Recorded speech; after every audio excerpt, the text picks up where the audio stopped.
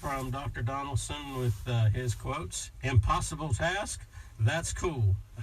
That sounds like Scott Donaldson. Donaldson says of his election bid, and a picture of him in his trademark bow tie with a big smile, and the whole pretty substantial story. Interview with Dr. Donaldson talking about his announcement early last week that he's running for Congress, the 11th Congressional District. We touched on this last week when it had just come out, and of course this puts quite a bit more meat on those skeletal bones that we announced, that he announced last week. What would he do in Washington? How's he going to raise money? What does he think about the incumbent, Representative Mark Meadows, and his leadership really in Congress in his role as chair of the Freedom Caucus? And has the Freedom Caucus, the Lightning asked Scott Donaldson, is the Freedom Caucus, that's fine for Representative Meadows' owned influence and power and ability, I'm sure, but has the Freedom Caucus been a good thing for the 11th Congressional District? And lots of other questions like that. Of course, he touches on healthcare, being very knowledgeable as a urologist, practicing for quite a long time, and right now is current chief of staff of Party UNC Healthcare. So I think it's pretty substantial and a lot of interest. We noticed just when we had, like I say, that announcement story, a lot of hits on HendersonvilleLightning.com. There's a lot of interest. A lot of people know him, and I think people are interested in whether there would be a campaign that will draw out some of these issues. Healthcare may be chief among them, tax reform as well. So this suggests that even though, as we talked about before also, the partisan odds are strongly against a Democrat winning the 11th Congressional District, at least there'll be likely a campaign and some forums and debate. So, of course, the full interview, the full question and answer interview is here in the Lightning this week. But in your interview with him, can you boil anything down to a specific reason why he decided to throw his hat into this ring? I think, that's a good point. I think what I can suggest is in the story a lot is the idea of compromise, and he sort of. He kind of makes a little fun of the Freedom Caucus, saying he doesn't know what they have declared freedom from or what they are free of, and he suggests, well, maybe it's freedom from new ideas and freedom from compromise. And he says both parties, he said, we're being led on both sides by the wingnut factions of the Democrats and the Republicans. Right. And he said, you'll find me more in the middle and trying to seek common ground and middle ground on some of these things rather than stake out positions that seem to be extreme right or extreme left, and always no to that and always yes to that, and no maybe or no compromise or no middle ground. So more of what we would call the compromise party, if there was one of those. Maybe if there has not been such a thing as that, certainly in national politics for quite some time now. Well, that's the one thing I will say about Dr. Donaldson and his I'm Just Saying program, because people ask me all the time, I can't tell whether he's left or right. Sometimes he sounds a little left, sometimes he sounds a little right. So certainly taking that concept of his and that idea of his, and again throwing his hat in the ring. Of course, we're acting like he's going to go up against Meadows. He's got an election before that. He's running against Philip Price for the Democratic nomination if no one else files and jumps in. Right. For the Democratic nomination for the 11th Congressional District. That's true. So filing is in, I believe it's February for a May primary. That'll be the thing to watch as well, and we'll have more coverage of that. And of course, whether it's League of Women Voters or the Democratic Party or some other forum will host, I think, those Democratic hopefuls for the 11th Congressional District. Yeah, it'll be interesting. It's going to be an interesting year with all that coming up. I think it will be. And of course, the Lightning political hound dog that it is will certainly follow these stories. So that full Q&A is in the Lightning this week. Let's stay on politics. Sheriff Charlie McDonald.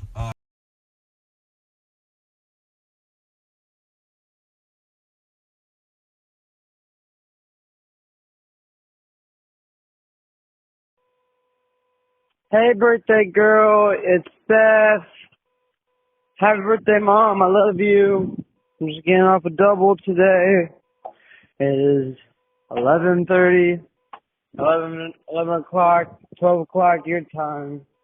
I hope you're asleep or at least drunk by now. I hope it was a good one. I got your presents, but I'm trying to find a way to ship them up there. Love you.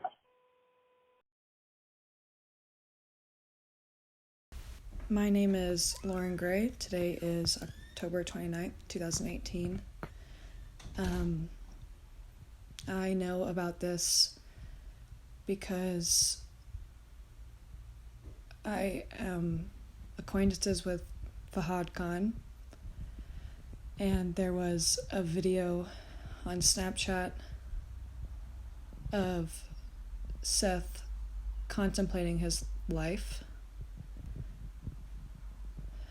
At 7:08 a.m., I found out about Seth's death because I was with my boyfriend who lives with his brother, who is friends with Fahad.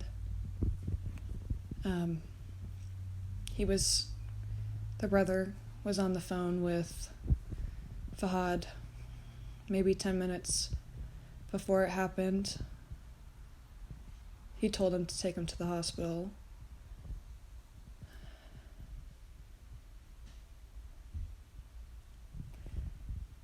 Fahad did not. I saw a video on Snapchat in a group chat of maybe 4 to 6 people. I'm not quite sure.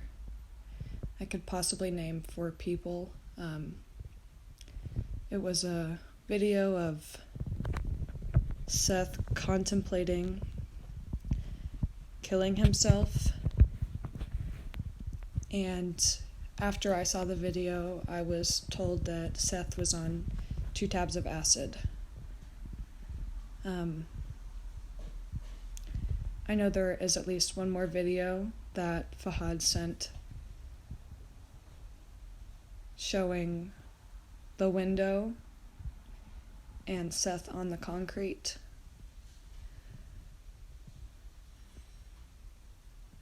And I know that Fahad was in the room. He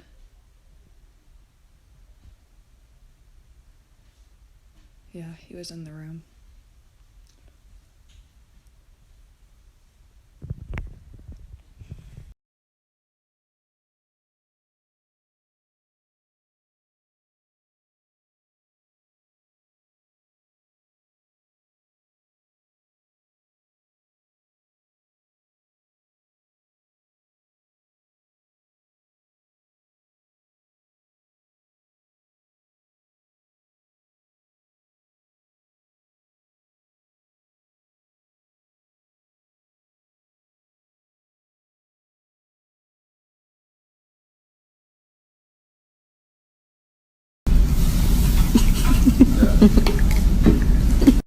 I don't.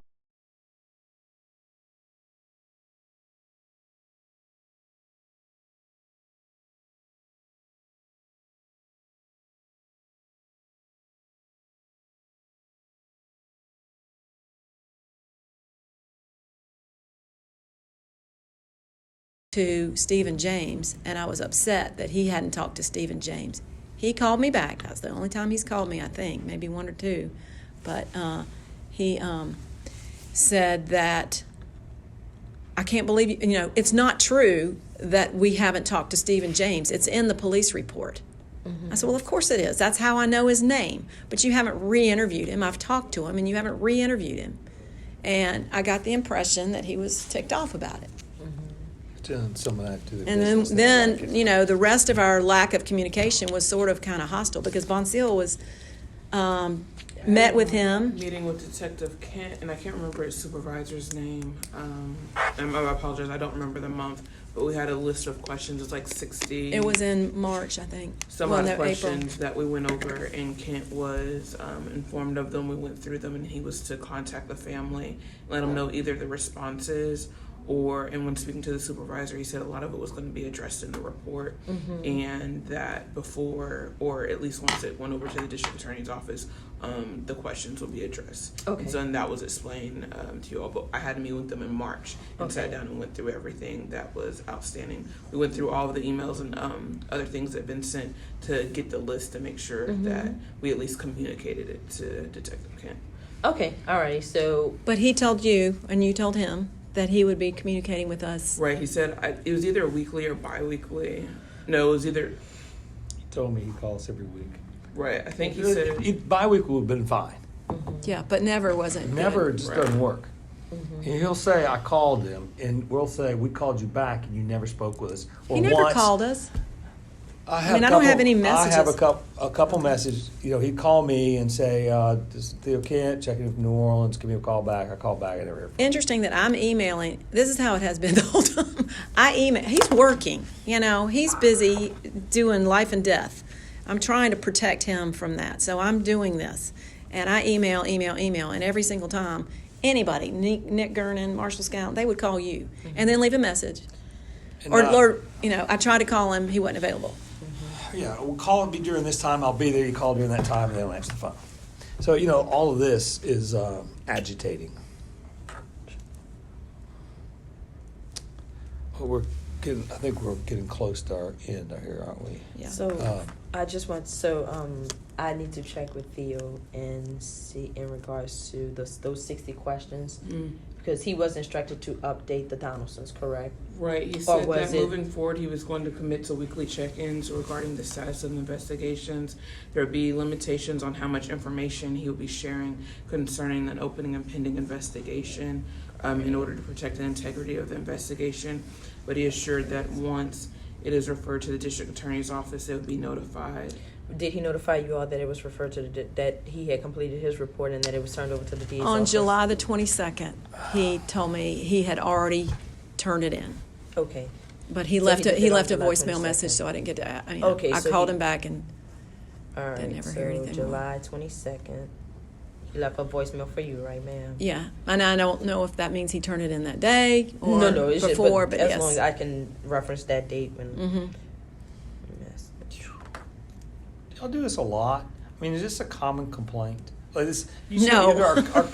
this is a huge cascade of events. Mm-hmm. And I mean, and I think some of these you guys are going to say, I don't think that's an issue. I know. I can just look at your body language, and you're disturbed by some of these things. So, is this common that you have these depths of, and it's not just one guy. It's like a lot. So I'll say that it is not common at this level and this magnitude. No, it is not common. We do not Thank you. get these are I truly believe this is an isolated incident in at least in my 20-year career. I'm not aware of many I'm reading your body language cases appropriately, to right? this. Yes, because and I'm going to say this again. I am a 20-year veteran of the New Orleans Police. I pride myself on being that and doing the best and providing the best service that I can for citizens. It's a victims, broken system. It's a perpetrators, broken everybody. place. Everybody. So Yeah.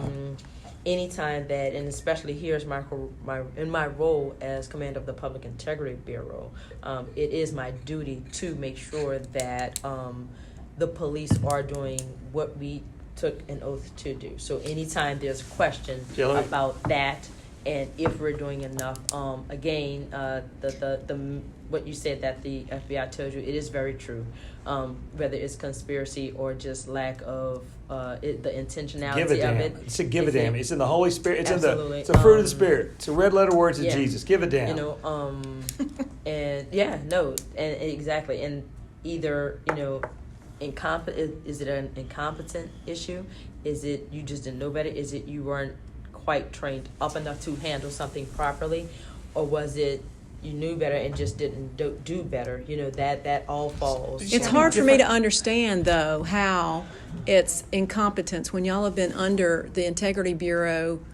I mean, the consent You've had the decree mic- for you've had 7 the years. microscope on you for a while. For 7 years, you've had that, and there's 11 people that are at this scene. Yeah. And I mean, how is that all incompetence? And Sorry. Clearly. Well, just when I emailed Marshall Nick Gernon after I found the consent decree that had the chapter on crime scene investigations before I did my Integrity Bureau complaint, which I don't think was 61 points. I worked really hard to consolidate and not like just vent and nitpick. But I emailed him a copy of that chapter, and I said, this is going to be a problem for you. And the only time I heard back from him on anything, he emailed me immediately and said, in what way? Sir, I can't address that, but what I can address is, what you see from me is not being sure if it was a miss by the department, in spite of some concerns, and I'll talk about that in a moment. The likelihood that we could come to some definitive resolution one way or another at this point is what kind of troubles me a little bit from that perspective. But what I would say is, just on the surface, what could have also happened is this: when the coroner made the decision to classify it as a suicide, there's a possibility that there could have been a reliance, maybe an over-reliance on that, and missed opportunities.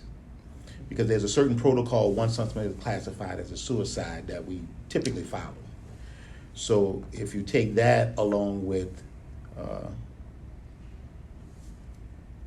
not performing up to standards or expectations, you could have, unfortunately, a bad outcome. Yes, sir. Not sure if that's what happened here, but We're I'm on going the to same challenge page. that because of this email that we've responded to. We've sent 3 times that we when you sent. say in an email. Well, we sent an email, November the 14th, we met with Marshall Scallon, and then we went with Brian Laparollery. Yes. And with Marshall Scallon on November 14th, this is 17 days after Seth died, he kept saying, we're just going to have to wait to see what the coroner does. We're just going to have to wait to see what the coroner says. We're going to have to wait to see what the coroner says. I can't investigate until after the coroner tells us to. What? You can investigate before the coroner tells you to. But he said it enough that the two of us who were not dumb thought that that's what he meant. He couldn't do it until the coroner tells him to. So then we go back to Brian Laparollery, and we ask him that question, and he's kind of incensed. That's not true. Of course they can investigate. They don't have to wait for us. That would be ridiculous. You can't wait, 3 months till toxicology comes back. So the email was sent to both of them, asking for clarification. Phone calls were made to both of them to call us back, asking for clarification. What is the standard procedure? We've never been through this. Yeah. What role does the coroner have to play in an investigation? So, the initial report that was documented as a 29U, which is an unclassified death. Then the supplemental report is then changed to a 29S, which is a death by suicide. That change in classification comes after the coroner makes his determination. That is how we get to that. The same thing happened if it's another incident where if what they see on scene, if there's nothing clearly obvious to say this is what this is, then it's considered a 29U until we get the reports until further testing is done, further things are processed. Then it gets to a conclusion, and then the supplemental report will document what it ultimately will be classified as. So that is what I can only assume. I was not there. I wasn't privy to the exact conversation you had with them, but I have to believe that is what he meant when he referenced we were waiting for the coroner to No, but that make their 29U, that supplemental report was After. what month? February. What she's saying is they can investigate up until you get the final report. But I'm going to go back to, the setup. He was told, first of all, at the time, Dr. McKenna told us that he didn't need a police report to make a decision. That on this, when you look at what's the situational story, what's sum it up, it says jump from ledge. Which is set up, that's the only piece of information that gets him down this road to suicide. It's the only way. It's the only thing. And this is from McKenna? Right. That's on. Well, the, that's on what's somewhere. That's in McKenna's. So, if I tell this guy jumped from the window, then you look at the body, okay, impact, he's got drugs, he jumped from the body, killed himself.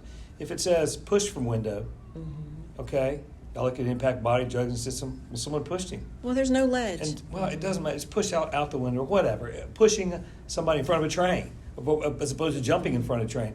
That setup, that initial state police investigating, not letting these kids not separating these kids, not doing a proper investigation, led to that information to Dr. McKenna, which led to the suicide. And that's the only way. Because otherwise, how does he know he went out how did he get out the window is the real question.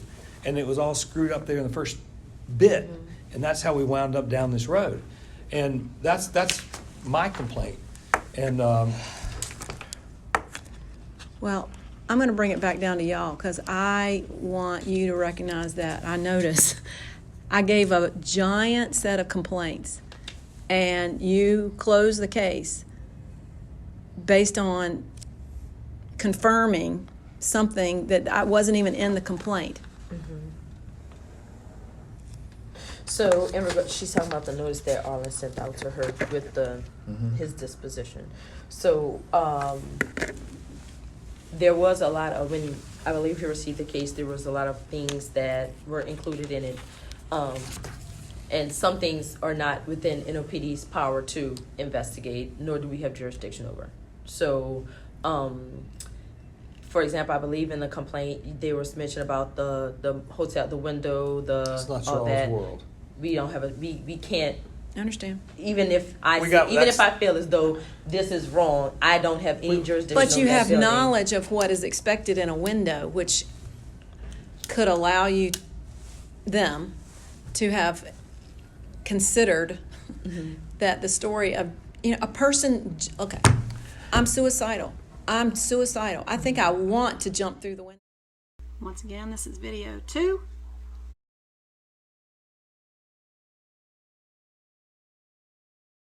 Hadn't talked to Stephen James. He called me back. Again, actually typing in received and sending, clicking Okay. send to send it to you. So I can let you know that. And the subpoena of the Snapchat, Khan and Cassidy Carter were on the scene. No, That's I'm his gonna check with him. conclusion? So, and the verbiage, so that is something that I'm going to follow up with him on the verbiage, like that paragraph being on the letter in regards to the reason he got to his disposition for the complaint. Because that, I'm not following how that makes sense. I'm not sure if he meant to include something else with it. You see where I'm at, Captain? Yeah, I'm looking at that right now. So that's that one pair. And then that's when he goes to there. So I am going to ask him about that because I do feel as though that doesn't quite. I understand your question in regards to that. That doesn't make sense to tell me how he got to the disposition for his investigation when I know there were all type of other things that got him to his conclusion. But that's not stated there. So I am going to follow up with him. And then you will hear back from either myself or Captain Hargrove in regards to the verbiage on his letter. Okay. Because Arlen Barnes' computer system, or him personally, every time I sent him an email, which was really, I was not trying to bombard people. It was just, here's new information. I talked to Stephen James. Here's a photo I got. Here's Miss Sheila. He got all that, and his system, or he said received. So I'm, more confident than with anyone else that he actually read the emails. So he had to send that. We can't, if it was an automated response, it would say so. The way our service set up, it would tell you it was an automated response. Yes, so if you were receiving a typed message said received, that's him actually typing in received and sending, clicking send to send it to you. So I can let you know that. Our server's not that advanced to where it can do that without him doing it. So, but I am going to follow up on that because you're concerned. And somebody should follow up on interviewing Stephen James before Katie Moore does. Yes. So, and I'll get with Theo Kent and see what he submitted to the DA's office and what was get a little bit more detail in regards to what his follow-up. Because she's had it for 3 months. Yes, ma'am. So I'm going to talk to him and see exactly what his Make sure you follow-up mention if investigation. he got into that phone. I'm sorry. Make Yeah, sure- we need to know where the just wanna status of the know. phone is, because he was supposedly going to I turn gave- it over to the FBI. Somebody. Seth's phone. It is complex to get into it, but this is the one police department. I mean, and can you not have a warrant to do anything and get into Fahad's phone?